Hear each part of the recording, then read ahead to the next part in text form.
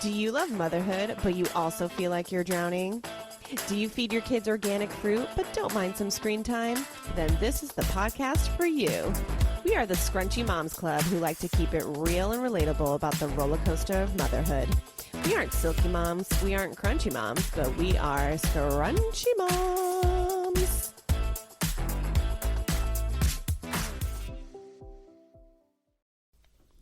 Welcome back, Scrunchy Moms Club. Hello. We're here. We're here. And we're queer. No, I'm kidding. Sometimes, you know. Yeah, welcome. It's a new week. Kind of, not really like here. For everybody, it is, but for us, we're recording on a Friday right now. Yeah, it's only been like 4 days since we last recorded. We're catching up because we were ahead. We had so many episodes banked. Now we're a little behind. So for everybody, it's like no time has passed. For us, we're hustling a little bit. This is your third episode you've recorded this week.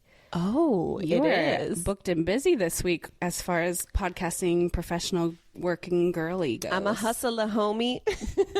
Yeah, so we're trying to catch back up so that, when things like this has happened where we have sick kids and all this stuff, and we'll have life is just lifing. When life lifes, we'll be prepared this time. Mm-hmm. So all of that is to say that not much has happened for us, has transpired in the last 4 days. My kids are still sick, so that's fun. I will say, and I always talk about like how shitty it is having two kids now with sickness. I'm talking about sickness, right? Because a lot of things that people don't tell you is that when you have multiple kids and a sickness comes in your house, it's like everybody's on a different sick timeline. So like Gio was sick. It's about 5 days. I thought, 5 days, everybody's in the clear. Nope. Then Julian started his 5-day window. So it's like the cycle of sickness when you have more than like one child, right? And more than one person in your house, like it just, the cycle. So basically like a month of like just a month, and then by that time a new sickness comes. Like it's so crazy. And I think I've just been so spoiled because my kids don't really get sick that much. They've humbled me, and it's the summer. It's so weird. And that's the thing, when I went to my pediatrician, they're like, this is the summer of sickness. Like we've seen so much COVID, pneumonia, like it's crazy, because usually summer you don't see a lot of that. Well, I don't know. I feel like since COVID hit us, though, the summers have been just as bad as the winters. Yeah. So really, like, you're never safe. You're never safe. Just hide your kids, hide your wife. Like, that's it. Yeah. Yeah, just know that it's going to happen, and you just have to roll with the punches. Yeah, and I'm not like... Obviously, we go out and do things, so it's not like I'm sitting here thinking, how did we get it? And you're very good at taking, your kids out and doing, whatever. It is what it is. We're going to go to the library. We're going to go to the theme parks. I'm also very good about like sanitizing because I am kind of a germaphobe, like your husband. I'm like more on your husband's spectrum. Taylor's more on your spectrum of like whatever germs are going to germ. And we still get sick. So like nothing matters. Nothing at all. So anyway, that's just been my life for the past 5 days. It's just like new sickness, whatever. Yeah. I've been recording. Life. I've been thank you for asking. I've been recording. I've been recording girly. My son started school this week, so that's been a thing. I actually talked about it on the other episode like a tiny bit. It was like the first day. Well, you sent a cute story. You did a story on the Scrunchy Moms. I did a cute story, but let me just tell you about the first day, because I get a call at 12 noon. So Jonah typically goes to school like pretty much all day, and I get a call at 12 noon saying that he had a big ass blowout and that he needs to come home. And I'm like, oh my God, that's so dumb, but whatever. And we picked him up. So he got half a day. He had to miss the first day because he was sick. And then now he missed the second, he did a half a day, the second, so it's just been kind of a mess this week, but it's fine. Nothing matters. But he's there now. He's there now, and so far, so good. I've not gotten a call. No shitstorm yet. Yeah. So that's good. So he started school, and shout out to everybody who's starting school and in the chaos of it, because the first couple weeks I kind of mentioned that in the last one too, but yeah, the first couple weeks of starting any grade, I feel like is like chaotic. And, it is. You're getting out of that summer haze, and you're back in the grind of it all. And the traffic, like everything just sucks that the first traffic, week. Yeah, because we have a particularly longer commute for his school. So yeah, no, it's not we have to be on 2 highways. So It's not fun. But hey, you parents that, your kids are off in school, you get more of a break now. So, or you're just back at work, or you're... Yeah, but they've been at work. You know what I'm saying? Like summer, I imagine. Like you don't have, I guess there's not as much pressure. Because I was actually talking to my sister about it. Because she's like had to bring my nephew to work with her for the last couple weeks. And a lot of people don't have that luxury. Right, because there hasn't been camp. So, she's like, no, I'm fucking ready to have him start and I school. think a lot of people comment that on your story that was like, you cried. Like, I went and got mimosas. Like, bye, kids. I think you have like... That's not how all moms think. Like, you can tell it's like your first time at the, I think when Jonah's like 6 or 7, you'll be like, bye. Yeah. Goodbye. Yeah. Let's go get mimosas. Call up Savannah. I know, but for me too, it's like the nerves of like a new teacher, and will they know how to handle him, and will they know like his little quirks? That's like my thing with it, and that's why I get nervous. But I'm sure, like, when he goes to 2nd grade, be like, become more of a veteran, I'll be. Peace.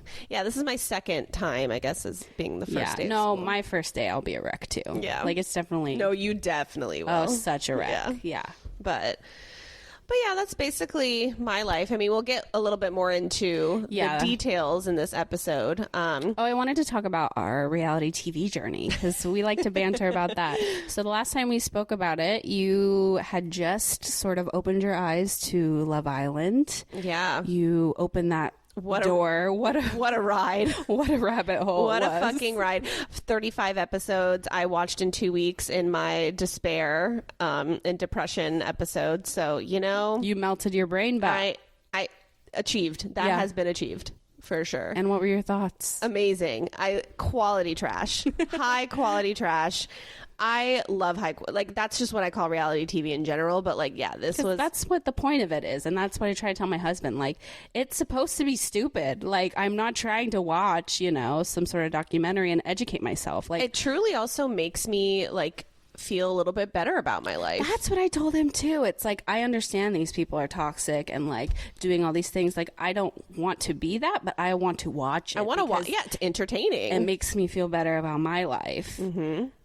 And, it's a little spice in my life. I don't know. I like to melt my brain a little bit to watching other people's drama. Yeah. And the reunion is on Monday. I'm really excited. Yeah, we'll have to recap that. Yeah. But and then we've been into... Yeah, we wanted to like go on a journey together because we do like Everyone's really interested in our reality TV. Well, we do reality TV, but it's like you start, then I start. But like I was like, let's watch something together. Right. So the Love is Blind UK kept popping up on my Netflix. Same. And I was like, I texted the group chat and I was like, let's watch it together. So we're all watching it together. We're all watching it together. And it's really good. It is. It's a cute one. And their accents are just like sexy. And everybody's like so beautiful. I feel like they're so much nicer than like the USA people. Like even their breakups, they're like so much nicer, so much like more class. It's just because I feel like the US one sometimes is really all about the clout.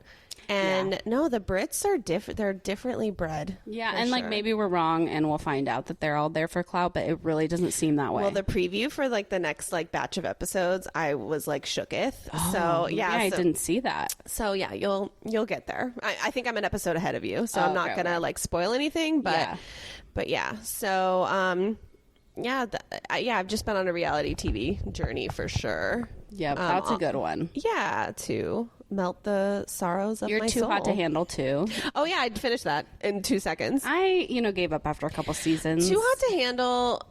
It was good the first few seasons, but now everybody knows the fucking premise. So it's like, why? It's real. It was weird this season. I'm not gonna lie. I wasn't rooting for anybody, and usually I am. So. I mean, watch it if you like feel like it. I think but they need to just be done with that show. I literally correct. I think this needs to be. I thought the last season needed to be the last season, but this is when I'm like definitely needs to be the last season. Yeah, no, they definitely need to. I loved it the first season, and there's a lot of famous people that came off that first season, but like it's kind of just gone downhill, and they just need to, sink that ship a little bit. Amen, sis. So this isn't a reality TV podcast, though. This is a motherhood podcast. So let's get into it. Okay. Now to talk about about things, the fun stuff that we want to talk about. Yeah. So that's that. Because I know everybody's been asking about our reality TV recap. Just kidding. But so we wanted to get into developmental milestones these first few years of life. Which sounds so boring, but We'll make it interesting, Yeah. I think. But it's something that every parent, like, it's one of those stresses things. out about. Sleep, food, and milestones. Like, is my baby crawling at the right point? Is my baby talking? Should I go see a professional? It's like every mom has been there where they've questioned, like, if they're developing at a speed that's appropriate. So I feel like it's good to talk about because we have such a wide range of experience between the 3 kids that we've had together because Yes. you know, we have 3 kids together, me and you, we both I birthed Gio too. There you go. Is your vagina okay? He has a big ass head. Oh my god. Yeah. So, yeah, and just also every kid is fucking different. And something you said earlier that was a good point is that sometimes if a milestone is coming a little slower, it doesn't necessarily mean a problem versus No. yeah. So it's just like we wanted to just get into that, and then also a little bit of our personal experiences as well with it. Yeah, because we're both kind of going through things currently. But yeah, and we'll get into it. But yeah, basically that your toddler cannot hit a milestone and it can mean completely nothing. And your baby could not hit a milestone and it could be a cause for concern. So we're just going to kind of give you our experience throughout the 2.5 years of our experience as mothers. And I also have the CDC developmental milestones open on my computer. We're going to try to not make it so boring. I know, like, if I need it as, like, reference, I will. And I'll be like... We're kind of, like, also trying to take our, like, professional hats off because we, know a little bit about milestones and stuff like that. But really the premise of this episode will just be give yourself grace, like you're doing a great job, but we're going to give you our experience. But then if there are some things, then do seek help, and we can kind of dabble into that. Red flags in our personal experience. Like, this was a cause for concern. This is why I went to the doctor. This is what they said. But because we are not doctors. I feel like every episode I need to preface. Disclaimer. We are not doctors. This is just our personal experience with our kids and what they hit, what they didn't hit. And, hit it and quit it. Hit it and quit it. So should we dive in? Should we just go to newborn? Start at the... Well, we're not going to get into month by month. But we'll be okay. So I would say the biggest milestone those first 3 months. I'd say when they're potatoes. Where's my CDC guideline? I would say let's do physical because when they're potatoes, obviously you're not trying to get them to say onomatopoeia. They're not talking. They're just it's a lot of physical stuff. So it's rolling, tummy time. Tummy time's so important. I know, and they fucking hate it too. They fucking hate it. Yeah, the holding their head up, the rolling, the crawling, the sitting up, all of that. Cooing. Oh, yeah, that's not physical. Yeah, holding their head up. Yeah, so there's all these milestones when they're still potatoes that, your pediatrician, every appointment will go over with you. Has he met this? Is he crawling? Is he rolling? Is he... I think there's also ones eye contact. Is he grabbing a toy? That kind of stuff. And I'm laughing because of what I told you about my husband with the writing the form. Okay, so I'm going off on a tangent, but my husband took my toddler to his 2.5-year checkup, and he kept fucking complaining about filling out the form because he went by himself. He's like, that form, it's so long. And what I mean by the form is, the questionnaire that's at every milestone appointment, they're are they doing this? Are they doing that? Any cause for concern? And I don't know, I just breezed through that form, but he really took that shit seriously. And every time I was like, did you talk to the pediatrician about this? He's like, no, I was filling out the form. And I'm like, that fucking form. The fucking form. Anyway, so yeah, every appointment you get the form, you kind of go over it with your pediatrician and you go from there. But I would say, we'll talk Gio and Jonah, and then, because Julian's, completely different, and I'll go over him. Or even just, because, my nephew, who was, a very advanced baby all around, he really did everything so ahead of the game. It's so hard not to compare. So hard. Because I do it now. I do, almost you impossible. know what I mean? It really is almost impossible. I can't sit here and pretend to tell you parents, that, don't compare, everything, I do it. Like, I'm fucking human. Yeah, like, we do it with each other. Like, I do it with you. I do it with Ruby. Like, it's impossible not to, and you'd be lying if you said that. Like, yeah. So, like, I mean, try, but I know it's not fucking easy. But, you know, every kid really is different. Like, yeah, my nephew really was, like, he walked at 9 months. He was talking at a year. He was, like, really, really, really advanced. And that's kind of like your closest, like, that you would compare. Right, because he's literally my child. And you saw him growing up. Right. Yeah. So I know my sister and I have the joke that, like, like he's our firstborn, Jonah's my secondborn, Yeah. or our secondborn. Like, yeah, it's our joke. Yeah. So it was hard to compare. Jonah was pretty average on most things, except for the speech and language, but like the physical, the cognitive. Yeah, he like crawled like fairly early to average.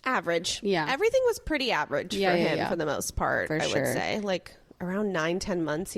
But like that crawling is like kind of always, I feel like every parent freaks out about crawling because it's like they do that army crawl at first where they like look crazy and then. And the crazy thing is, and yeah, I have a really difficult relationship with crawling because Gio, my first, never crawled. Never crawled. I know, and they say like how important it is that they do crawl. It freaked me the fuck out. Yeah, but they took it off the milestone. Like, it's really not that important.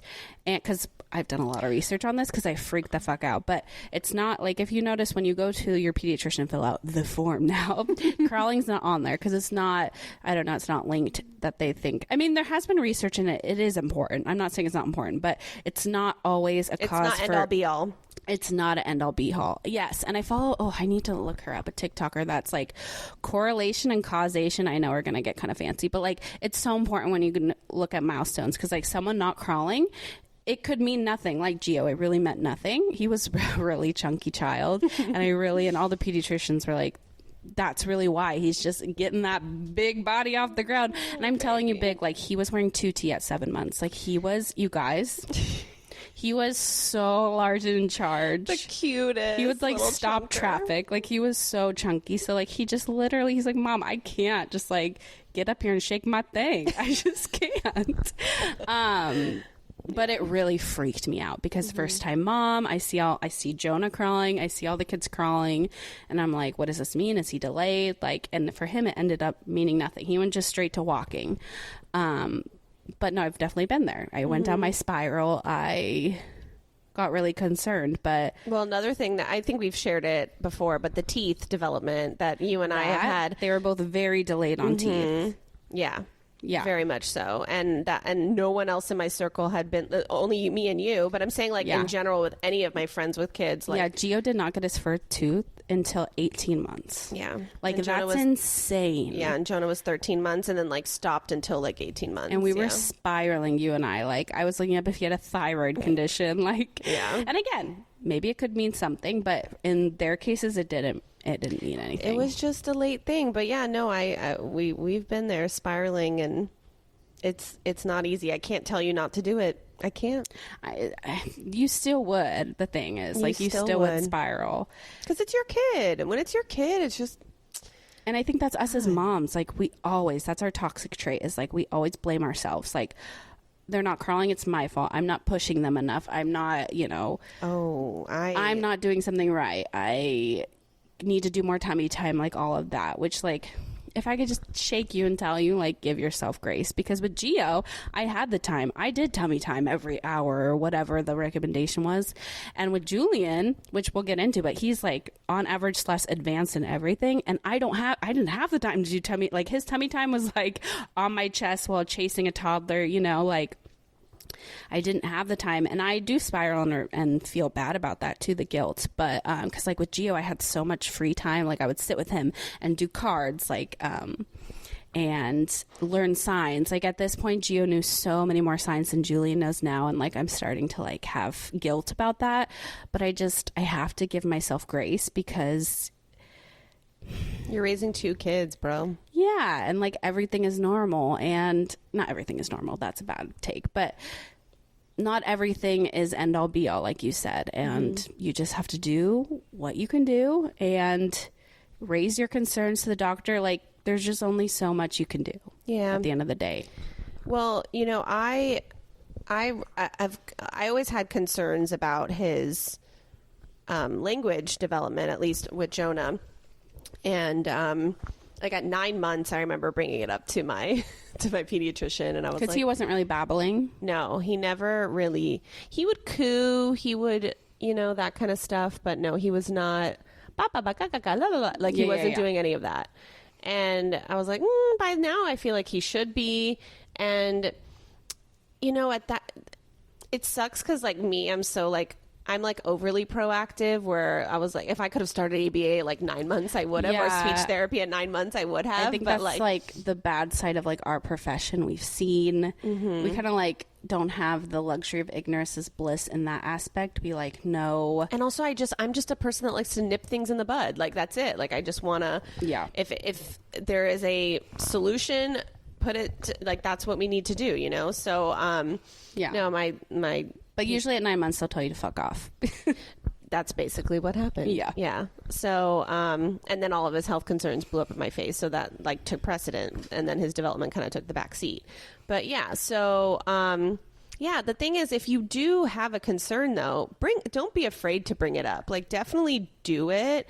And if your pediatrician tells you to fuck off, then fine, but at least you did it. Or if you really feel you are your kid's biggest advocate, whether only advocate really, because they can't advocate for themselves. So at that point, like don't feel bad for like blowing the doctor's phone up, and beg for the referral. Or if you feel like there's because also especially that within the first year, the biggest things you see are tongue ties, lip ties, what's the thing called where your head is like cocked to the... Julian had that. Yeah. I forget what it's called. Where you have to go to PT for like a minute. Yeah. You prefer one side, so like your head is kind of kinked. It's called something, but I forget. Yeah. Feeding issues, all of that. Like, just like, don't be afraid to like, I'm sorry, but you almost have to nag for the referral.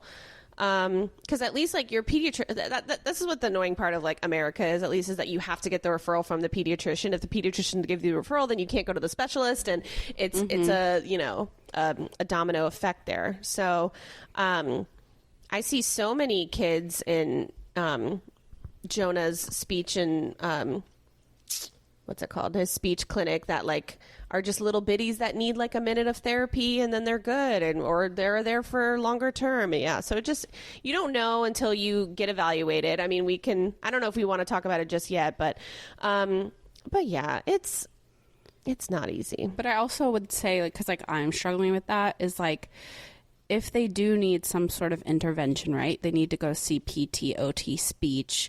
They need to go get their hearing checked or whatever. Like, that is okay, and it's almost normal. Like, it's being normalized so much more nowadays. Like, I don't know the statistics on it, but I feel like a lot of kids will end up doing speech therapy at one point in their lives. Well, I don't know if I've mentioned this on the show yet, but I was speech delayed. So was I. I didn't talk till I was 4. Oh, wow. Yeah. Oh, I didn't have a delay, but I went to speech therapy because I had some impediments and stuff like that. But, like, yeah, it's a lot more common than you think, and I think there's like a bit of shame about it. And even I like am struggling with that, because I don't know, you don't want to admit that, or like you don't want someone to judge your child or to think some way about your child. Like, it's a really hard stigma that I am struggling with, but I feel like it's important for us to like normalize it, because it's so common and it's not wrong. The spectrum is so wide of like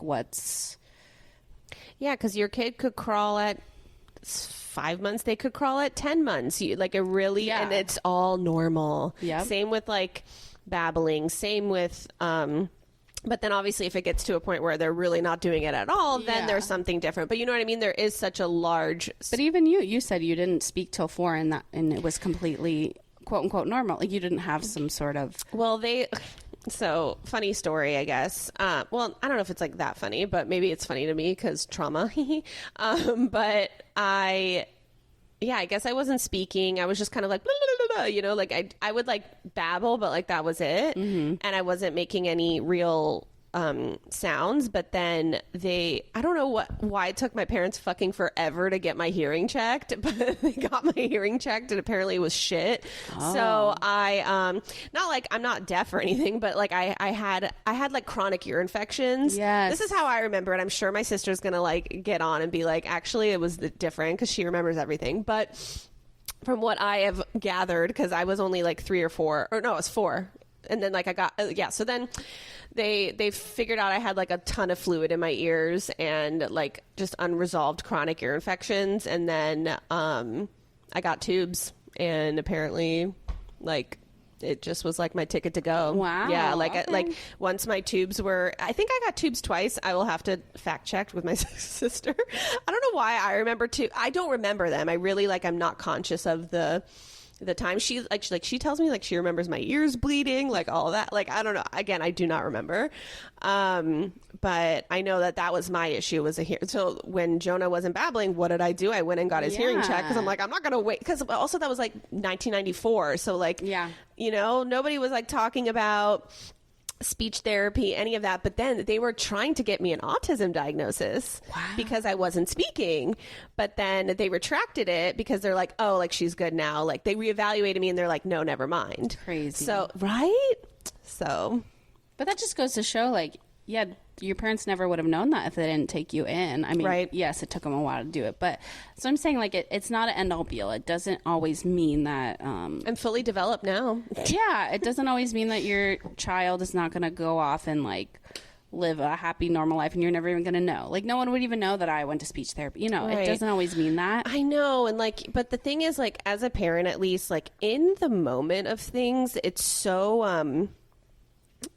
elevated and so what's the word I'm trying to look for, when something is happening to your child or to you, especially like postpartum, for instance, like you're just so like heightened, all your senses are heightened, so when something happens it's like catastrophic. Yes, like it feels, you can't really see out of it. You can't see that one day, maybe in a year from now, like I'm gonna look back and like it's when I was going through Jonah's heart like a year ago, if you would have told me where I would be in a year, I would be like, fuck you, you're lying. Like, you know what I mean? I wish I could shake that girl sometimes and be like, it's going to be fine. It's going to be fucking hard, but like, you got this, you know? So it's, when things are happening, it's really hard to see the other side, the light at the end of the tunnel. For sure.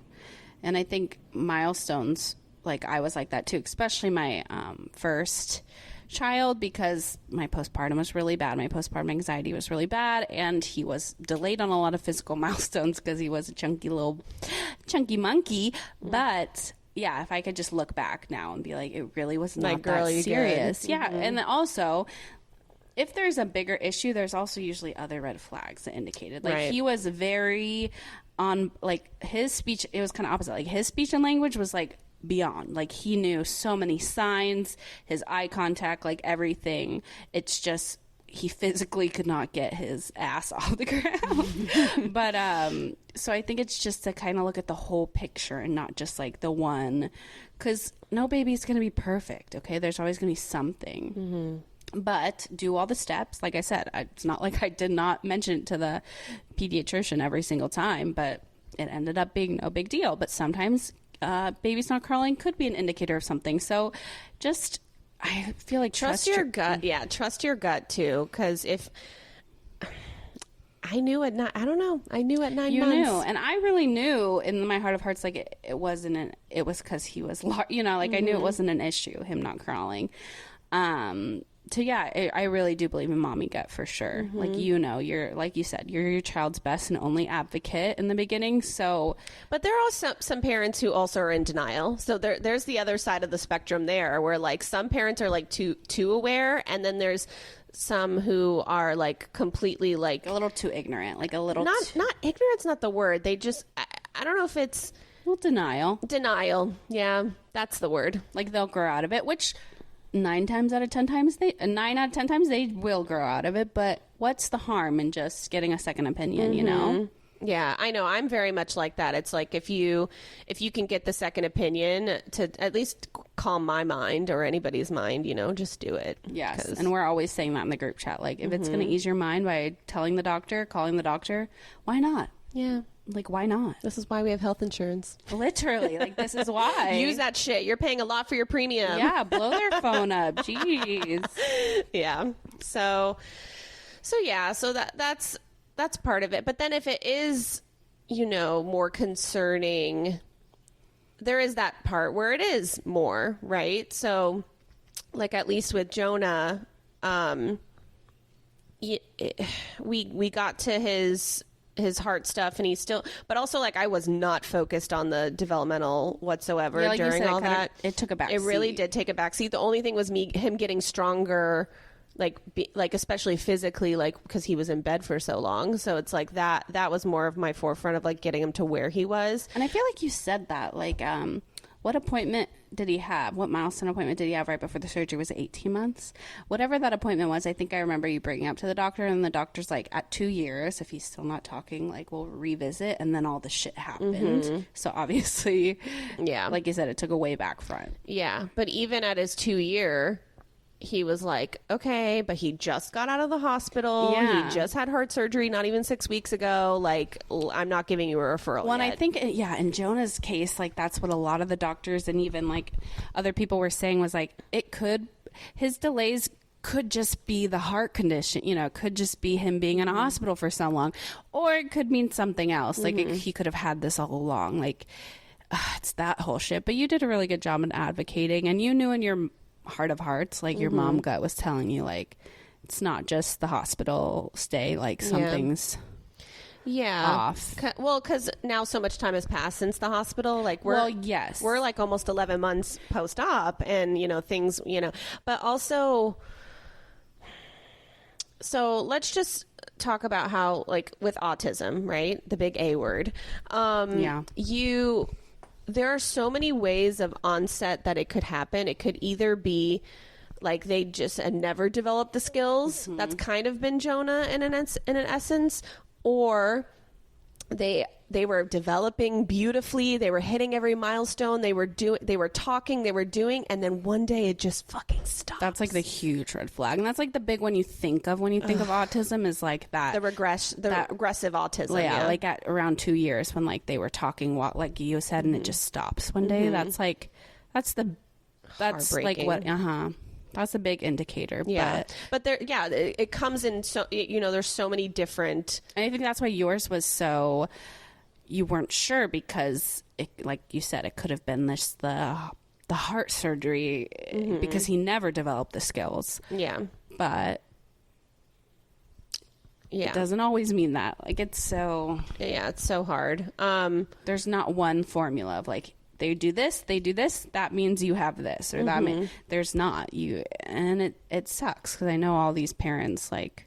It's like we don't already have enough that we're fucking dealing with, that we have to sort of, like, watch and wait. And yeah, the watching, I don't do well with that. No, I don't do like, well let's circle back in 6 months. No, I'm the same way. No, I'm like, no, let's do it now. Yeah, but I get it at the same time. But there are a lot of pediatricians that do dismiss parents that maybe, like, their characteristics aren't strong, and, like, say, like Jonah, for instance, who's not a behavioral problem, they're like, oh, like, he's not so bad, so, like, it's fine. Yeah, I think that was a big reason why some people were saying, like, they didn't think he had autism, is because behaviorally, like, he doesn't tantrum, he's not aggressive, he's really, like, a really good behavior kid. Like, he's so which, by the way, I guess, like, Jonah has autism. He just got diagnosed this week. Actually, it's been, like, an ongoing process. You knew it was coming. I knew it was coming, but I, like, officially have, like, the paperwork and the referrals and all that jazz. So, and, like, it's on paper. And you kind of talked about it in, like, the heart episode that you knew it was coming. So it's been a few months. Yeah. So, we just did an evaluation, and it's well, you can talk about, so I know you had said, because this has been sort of an ongoing, does he or doesn't he? And then I remember when you first told me, like, no, I'm gonna, like, go through with the evaluation, I was like, okay. And you were like, no, it's regret, like, in the last 6 months, like, not regress, but, like, things have heightened. So you can talk about, like, your indicators of autism for him, like, things that heightened in the last 6 months. So, well, it's interesting because, like I said, I've known since 9 months. What I saw at least in my case, and it could be very similar for most cases, but I think it's kind of similar for most cases, at least like some characteristics are like, he wasn't talking or babbling or anything or trying any of that. He has he gets like overstimulated, he just needs like a lot of sensory input, and he was obsessed with fuzzy surfaces like since like 9 months, 10 months. Like he loves a fuzzy blanket. He's very sensory. Yeah, he loves textures of things. I noticed that, but I'm like, okay, like some kids are like more sensory than others. Like that doesn't always have to be an autism thing. No. Right? So those were my two big indicators, and then it just kind of like progressively got worse. Not in the terms of like he always was fine with Sam and I, but it was like socially, but also again, we were in the hospital at a very pivotal time of his development. So it's like, I don't know how he would have been. And that's something I also have to let go of because I'll never know. But,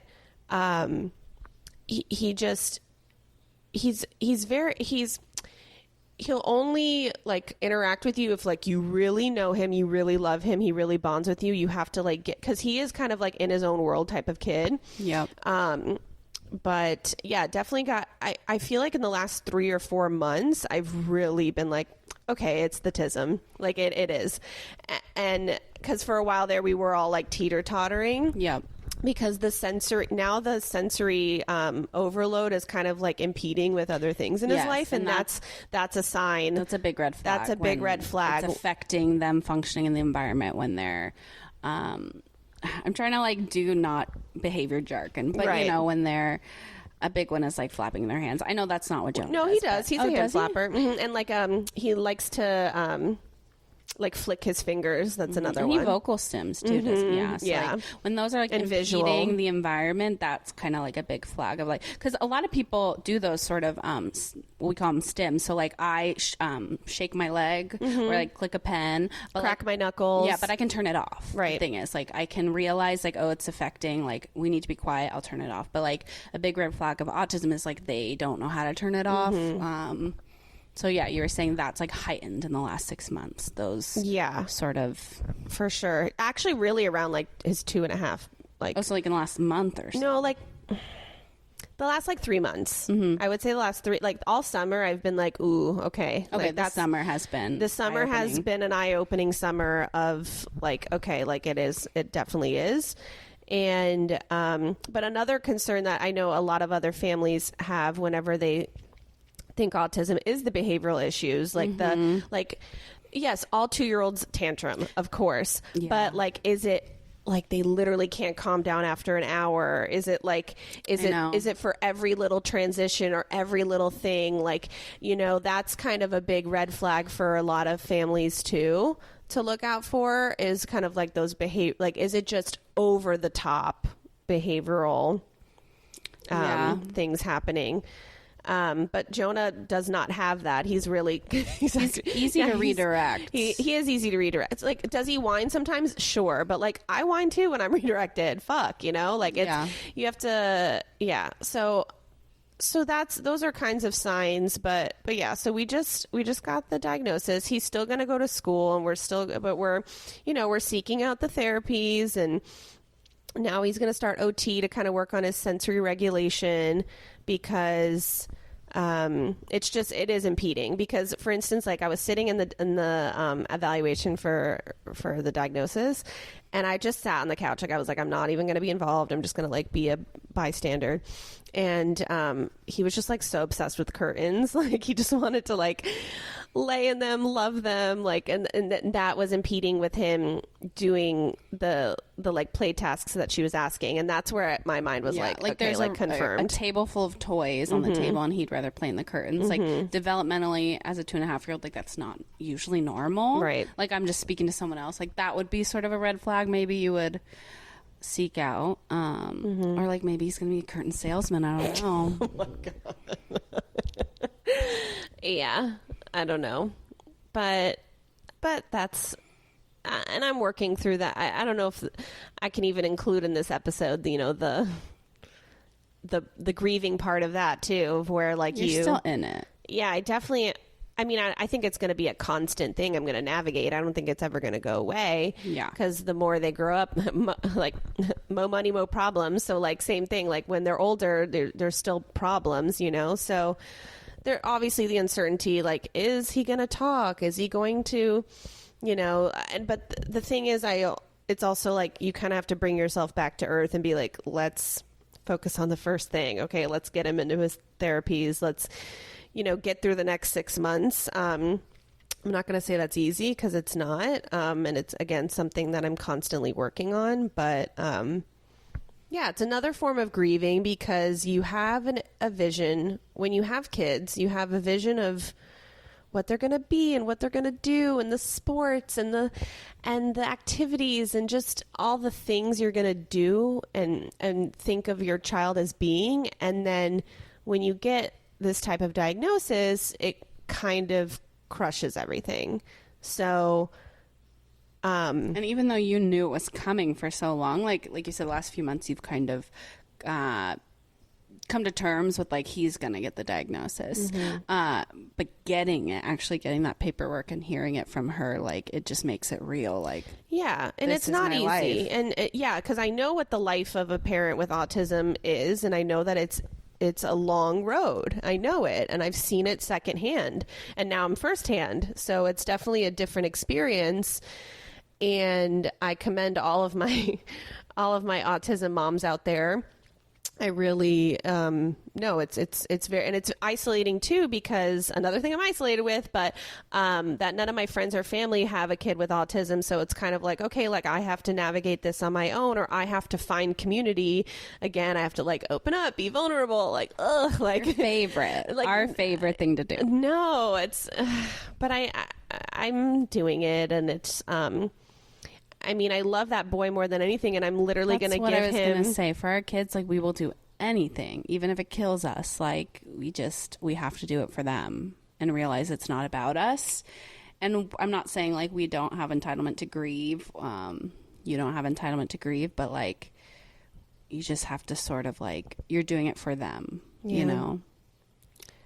Yeah. So if you have a kid that's developmentally delayed or on the spectrum, like, just know that I hear you. I hear you, I see you, and it's rough out here. But I know that I obviously have a really good team, and just because I'm a BCBA and I'm in this field doesn't make, that's another thing. Like, it does not make it easier. I actually think it makes it harder, like, because we have so much knowledge on the topic, and we've seen best case scenarios, we've seen worst case scenarios. Right. I know the spectrum of what can happen. Yeah. So it's like, we don't have that freedom of ignorance is bliss of, like, you know, I don't know. I just feel like sometimes even with pregnancy, I felt like I was better staying off Google and not knowing the bad things that can happen. But, like, us as professionals working with kids with autism, like, we've seen all spectrums. We've seen kids that, you know, do go from nonverbal to fully talking and fully communicating. And then we've seen the opposite. So it's hard because we have to take that hat off and just, like, be a mom and, like, do everything we need to do. But it's not easy. That's what I'm doing, and that's all I can do. And so I would say those are kind of the signs, the not talking, anything sensory seeking, anything, like, behaviorally heightened that, like, doesn't need to be. But I also will say to the sensory stuff, because now that you're saying it, so it's like, to a certain point, and I think we've talked about this too, like, as babies do a lot of stuff that, like, as 2.5-year-olds, if they do, like, it would be a red flag for autism. But, like, as babies, so, like, stimming, Gio stimmed so hard as a baby, like, would hand flap, would actually do this thing where, like, he shakes his feet, rolling his ankles, and then his even mouth, he would, like, do, like, a mouth stim, and, like, it always make me, like, freak out. But then I'd have to, like, come back to earth for a second and be like, it is developmentally normal at that age. So I think that's another thing. And he grew out of it. That's the thing. You grow out of it. If you don't grow out of it, then that's for the sign of concern. Exactly. So in my case, like, he grew out of it. So should I talk about like Gio's journey Sure. with that? So, like I said, physically he had some struggles because he was big, and like I said, he was on the large side. So, like even on all the charts, he was always like 99 plus percentile, and I would worry about it. And I was like, all he has is breast milk, so it's not like I'm feeding him Oreos here. And well, your breast milk got that good. It was what did I say? It was like whole milk or like literally cream. Yeah. But half and half. Yeah. The pediatrician, they were never worried, and it's a red flag if a pediatrician tells you like to cut the milk, like their breast, like that's a red flag. Like they shouldn't go. Babies should not go on diets. Okay. The pediatrician was like, once he starts walking and like physically moving, like the weight will fall off, which it did. Like, yeah, it really did. So he started walking at like 14 months, which is like average. I think average is like 12 to 18 same. months. Very wide fucking spectrum. Oh yeah, the walking. Yeah. So he started walking like right after he turned a year, was like taking steps. We have a friend that her kid started walking at 8 months, which is like insane. Yeah. Like so that is not the norm. Yeah. But it great, you know. Which is like, amazing. Yeah. But you just don't. Yeah. Jonah also was 14 months when he, or 13, 14 months. Yeah. Julian started working at 10 months, which is like insane, like not the norm. And I know that. And like I've been humbled with Gio because he was delayed a lot of physical milestones, but like, and they say the second kid like develops faster in a lot of things, and I think the overall Julian, I feel bad because every time I talk about Julian, I feel like I just breeze through him like second child problems, literally. But like he's just like, I don't have to worry about him with anything. But he's average to advanced on everything so far. His teeth came in at like 6 months, which I was not prepared for because I told you guys 18 months. He didn't get one tooth till 18 months. Yeah, that's so wild. And at 6 months, he popped 2 teeth. Like what the fuck? So yeah, it just has given me like two opposite ends of the spectrum of like, it can be normal and it's fine. But yeah, so like Julian started walking at 10 months and I'm like, what? Like, I just know that that's not normal. Like, it's not the standard. Mm-hmm. So even when I like because I'm proud of him too. That's another thing. It's like the whole, like when your child does a milestone or, you know, he's saying mama, he's doing this. Like, I want to post, I want to talk about it. But it's like, I know that when other parents or like friends do it, like I feel guilty of like, oh, my child's not doing it.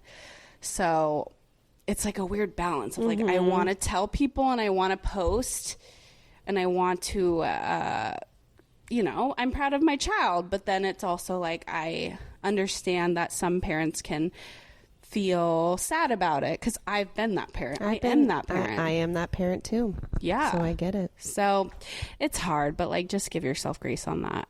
But okay, so back to Gio. So the thing is like, he's so smart. And I know that that's like such a cliche mom thing. Like, yeah, lady. Okay.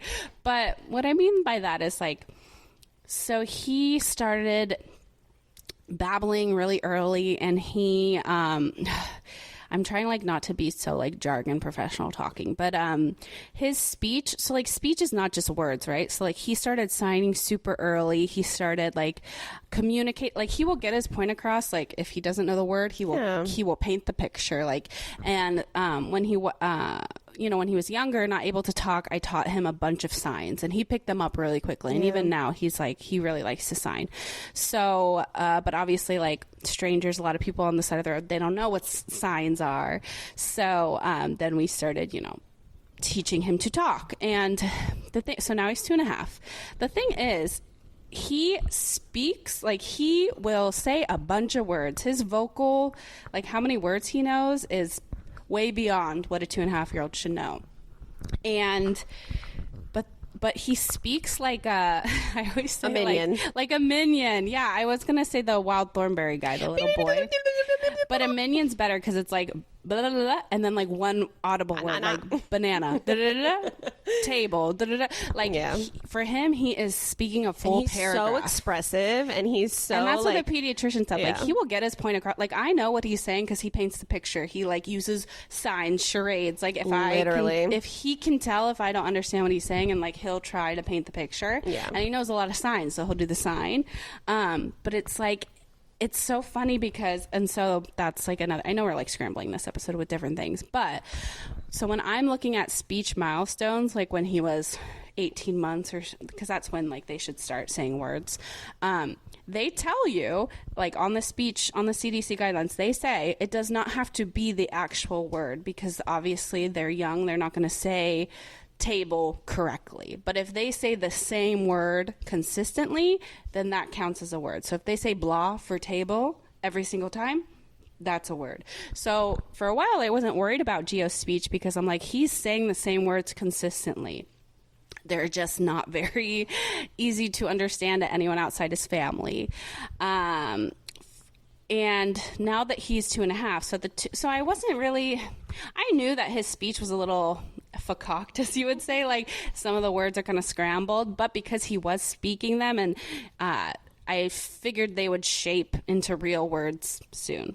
So then at the 2.5 appointment, which was a few months ago, I guess the pediatrician kind of brought it up, not as like a super concern, but just like I see his articulation. He has some sort of like speech impediment, where the thing is, he knows all the sounds. He can say every sound if you isolate it. Mm-hmm. But when you put it into a word, he mixes them up. And, well, spoiler alert, but I'll circle back. We had a speech evaluation today, and she called it like letter substitution, where, so like he knows the L sound. He'll say Lila all the time.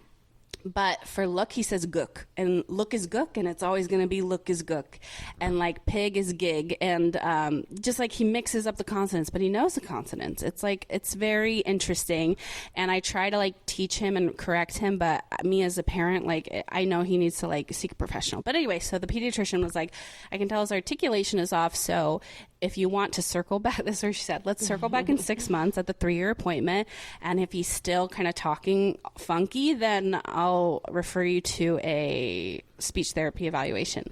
And like that sent me on a spiral, because like we just know like how important like early intervention is, as you said. So I ended up calling her back, and I was like, can I just have the referral now, because I won't be able to wait 6 months. If you think that it's below average of what it should be, please. And she sent me the evaluation right away. Look at her advocating. Yeah. See, that's what you got to do sometimes. So I did. And we had that evaluation this morning, and he sat at the table. She basically presented like, I don't know, like 50 different items and have him say it, and she was like jotting down a piece of paper, and then she came back and said that. So basically like it's scored on, it's very, I don't know, black and white. And so he's a little below average on like sounds of like what it should be. So she's gonna recommend therapy twice a week for 6 months, and then they circle back at 6 months and do the test again. The word circle back just like makes my eye twitch. Try to put it in the title. Let's circle back. Anyway, at 6 months, they redo the evaluation, and we'll see where he's at. So, and she agreed. Everything I said, she agreed. Like that he knows all the words. He understands. It's not a lack of understanding. It's not like a cognitive delay he has. It's purely a speech impediment. It's purely, he's mixing up the sounds. And she said that, like, because there is a difference between speech and language, but we don't need to get into that right now. I'm trying not to like get it's too like boring and scientific, but yes, there is a difference between speech and language. And a lot of part of speech that people don't know is like understanding, but like he understands everything. His is just purely an articulation, his is pronouncing. Exactly. Pronouncing the words right. So anyway, so I didn't think that we would, be doing speech therapy, but we are, and I'm coming to terms with it.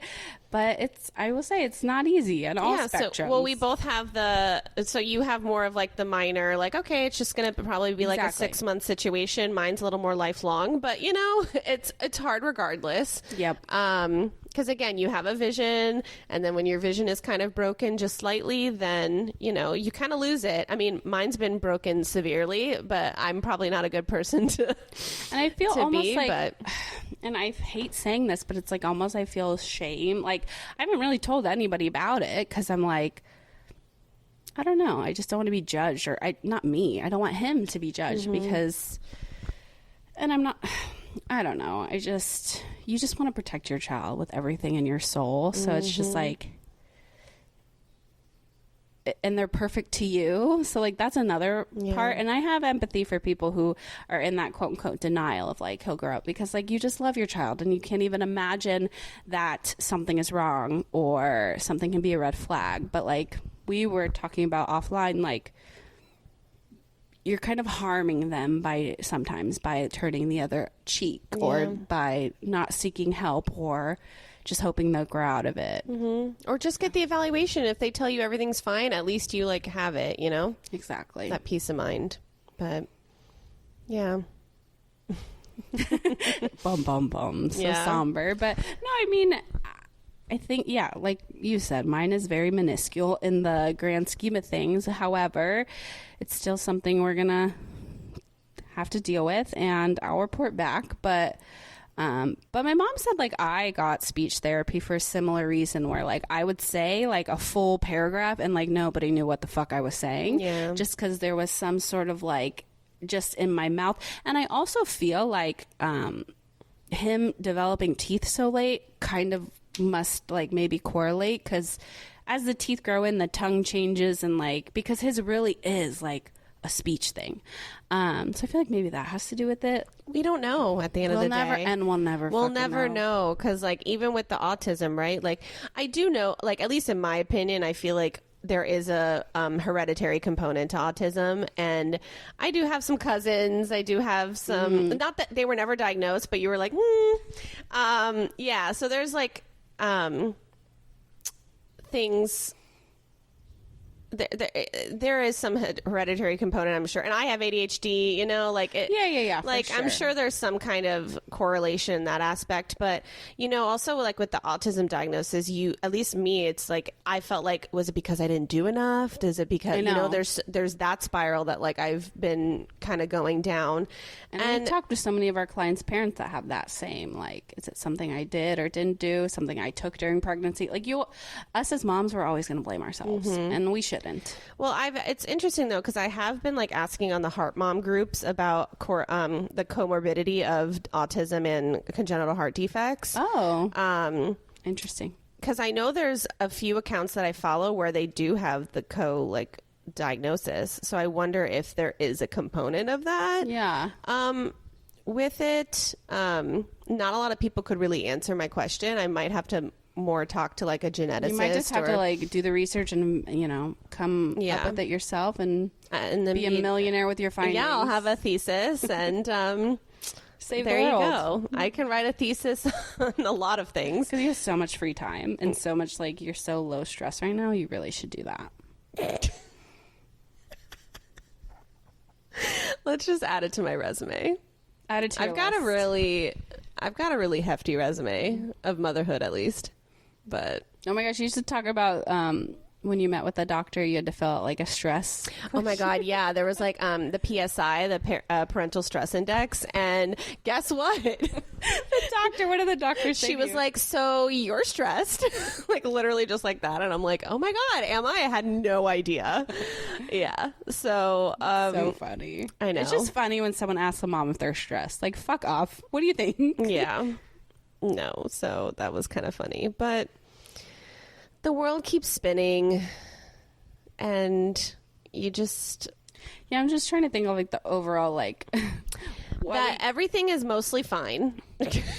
Everything is awful and we're all drowning. No, like I don't want to make this like super negative, but like just know, well, I guess like know you're not alone. Know that like trust your mom gut.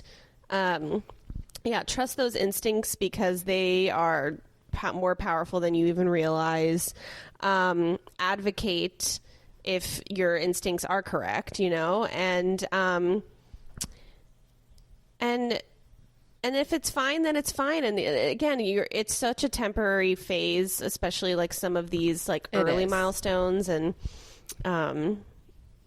there's so many resources out there too. And yes, I think in those, you just have to like reach out to people and take everything with a grain of salt, I would say, because like I said, in my case with Gio, like the no crawling, a lot of the things like meant nothing. Like it was no indicator of anything. But just trust your mama gut. You know your child best. I know. Just like try not to compare. which is so hard to do, but so fucking hard. I know I feel stupid saying that because I am the worst when it comes to that. Like I'm always like, oh, why is my child not doing this or doing that? You know, it's awful, but just try to give yourself grace because we're doing everything. Like literally we do everything for our children. Everything. We're on the back burner. We're the ones drowning. But yeah, I guess just like don't blame yourself. Don't freak out. Just take everything a step at a time. You can only do so much. You can only, call the doctor, do your due diligence. Just like with Jonah, you're literally doing everything you can. Yeah, and even like the doctor who diagnosed said that like she wouldn't have seen him before 2.5. Yeah, because I know you had guilt about that. Like, oh, should I have gone sooner? Yeah, she was like, nope, I wouldn't have allowed it. Like, I would have told you to wait till 2.5. That's what's crazy about this like 2-year-old age is like, that's like the crucial, like you said, it is. The crucial developmental point is like 2 years old and that's why she said like 2.5, like that's where speech, like it should be shaping. It's a little bit of a red flag because like 2-year-old is just like, it's an explosion of development. So like all the tantrums, like you said, could totally be normal. Gio has the biggest fucking tantrums. But his are like, they're normal 2-year-old tantrums. They're normal 2-year-old tantrums and he's not crying for 2 hours afterwards. No. He may be like telling you off still, but like he's not, like he'll come and tattle still about it. Oh my God, the tattling is so funny. But he won't like, he's not fixated on it for 2 hours, 3 hours. Like that's where it's a concern. So just, if this episode can give anything, maybe it's just like, okay, like maybe my kid is doing that or not doing that or whatever. So just, and I'm sure we're going to be talking more about like the autism journey at least, because it's now going to be part of my everyday life. And I hope now we can get like an autism, mom kind of, an autism mom audience, I guess. Like if they want to listen now, sure. That's the thing. It's so fucking common nowadays. Like, it is common, but then I'm like, why doesn't anybody else in my circle have it? That's where my mind goes, where I'm like, oh, like, I guess Jonah's just one giant walking statistic anyway. So it's like, just add this onto his resume. Yeah, that's who. But he's, I'm trying to, I have no shame around it. That's not the thing. Like, I really don't. Good. I really don't. That's so good. It's more of the life of advocating, the life of, schools and you're grieving the life that you had envisioned for your family. Like even you said that during the heart thing, like going out to these trips and like this was not the life you envisioned, and you're valid for thinking that and feeling that. And I know that the therapies, the advocating, the schools, it's a long road and ahead. even like having to explain myself and explain him, and his quirks, and so I'm constantly having to do that, and not that I don't mind doing it. It gets exhausting. It does. So I think, like I said, like we love our children so much, and we're their biggest advocate, and like it just makes me sad for him because like in my instance for Gio, like when you spent the whole weekend with him, he talks your ear off. He loves people. Like he's such a lover. He loves to talk. So that's why throughout this whole journey of like, I knew his articulation is off. Like, I don't want to punish him. Like, I don't want him to not want to talk. So like, sometimes people will sit there and be like, no, say this way, like say it this way. Or they'll just look at me, like they'll not even acknowledge him and just look at me like, what did he say? Yeah. Like, I also know he's a person. Like, don't talk to him like that. Like and this is going to make me fucking emotional, but like, I don't know. I feel like some people can be a little tone deaf to that sort of thing. Like he's still a person. Like I don't want him to like feel embarrassed by his speech and like not talk. So that's why I'm like gonna seek out the help, be vulnerable. You're doing great. Yeah. But I did want to end on a happy note and talk about, do you have anything to say about the milestones? No. We didn't go over like a sleep update for Jonah. So like we've been on this roller coaster, all the Scrunchy moms, with his sleep because he's going through, I don't even know if called a regression or like, no, it's just him. But also now that he has autism, I'm like, okay, kids with autism do have trouble with they do have sleep. trouble sleeping. And like at the St. Augustine trip, he only napped one of the days. And even at night, like my kids would be passed out by like 8 o'clock, and like Jonah's 10:30 still partying. Jonah's in the crib just like partying. He reminded me of like a wrestler in like a wrestling ring, because he would just go to one corner to one corner to one corner. Tumbling, like doing the whole and what he thing. does with the blanket is so funny. Oh my like, God. I was just watching a show. I Like, know, this it was really my is. Love Island. I was just watching the monitor. Jonah Island. So he's had this sleep thing for a while now. Yeah, if you've been listening, you know. But no, I have discovered something that I'm going to put a theory out there. I know it's going to sound maniacal, but I'm doing it. It's going to sound crazy. Don't judge her. Just listen. So, like, you all know the classic Goodnight Moon. It is a book that is just a classic. It's on every... Talk about that book, though. I hate that book. Why? It's a cute one. It's just so stupid. Like, it just makes me... I know, I'm sorry. It's a children's book. I know, but it makes me... Like, reading that book makes me think I could write a children's book and I could be a millionaire. Because, like, there's, like, 2 words on every page. Like... don't you think that? Like, No. There's no effort in there. I don't think, well, it does rhyme a little bit, but I'm just like, if someone wrote this and became a bajillionaire, like, I could write a children's book. I just feel like the children's books, the OG ones like that, like, we can do better. I'm sorry, we can do better. But I will say it's a staple in my house, too, so I read it. Respectfully, I disagree. You actually like it? What's the message? Tell me what the message is. Do we really? This was not like a Goodnight Moon debate. But I'm telling you, you say you like it, so defend it. I don't love it, but I don't hate it. It's just a fucking book, bro. Okay. Like, okay. Like brown bear, what do you fuck? Like, you know, like all these. Also stupid. Okay, like, and we love Eric Carle. We're Eric Carle I do love Eric Carle, but. No, like all of it. So like, yeah, it's all fucking stupid, but kids love it. So like, whatever. Okay. All right, this didn't have. Yeah, look I'm at gonna you. get canceled for my Goodnight Moon. You opinion. literally. Anyway, so Goodnight Moon. Everybody knows the classic. It's on every kid's shelf.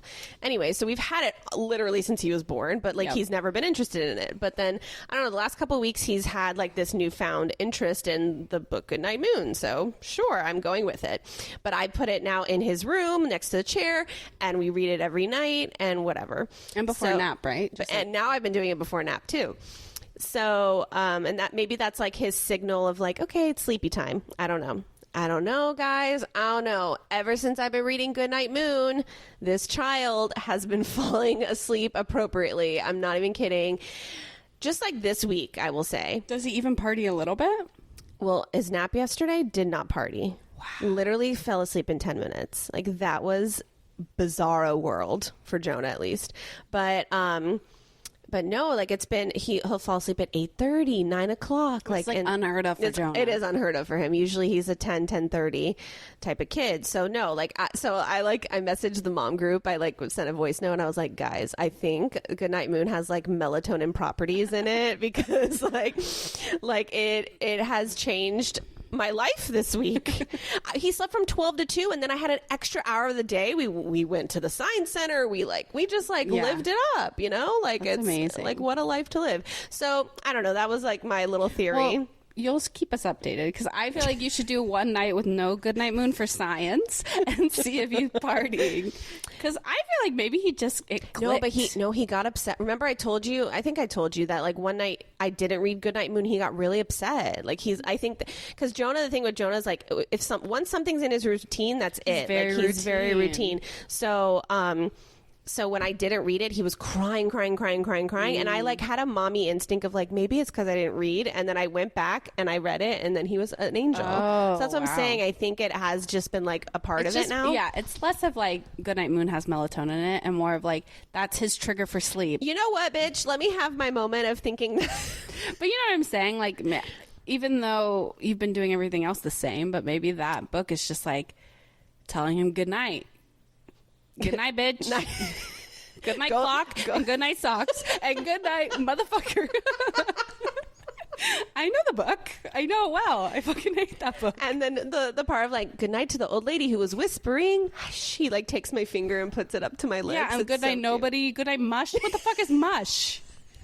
Like oatmeal. Stupid. Oh my God. No, like you're such a hater and I can't associate with haters. I'm so happy for you and Jonah Thank you sleeping, so much. But like maybe try a better book, you know? I'm not right now because this is what's working and that's all I have to say about that. Okay. On that note, thank you so much for listening. Thank you for being a safe space always.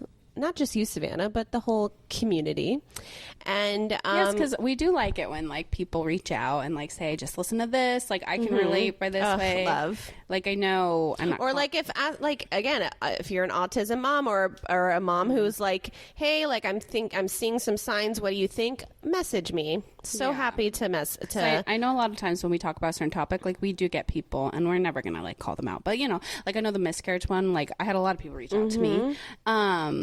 You know, because you feel so alone when you're going through something as a mom, and we're here to tell you you're not alone. Yeah, safe space, babes. Yeah, safe space. Yeah, so and we love hearing from you guys. We do, because we can feel alone too sometimes. But like this is our like safe space to like our outlet to talk about things. So yeah, we'll keep you updated. Yes. And thank you for listening. And if you don't already follow us, we are at Scrunchy Moms Club Podcast on TikTok, on Instagram. Subscribe to our YouTube channel. Yeah, I guess we should have prefaced in the beginning, but it's audio only today because we both had early morning appointments and I look like shit.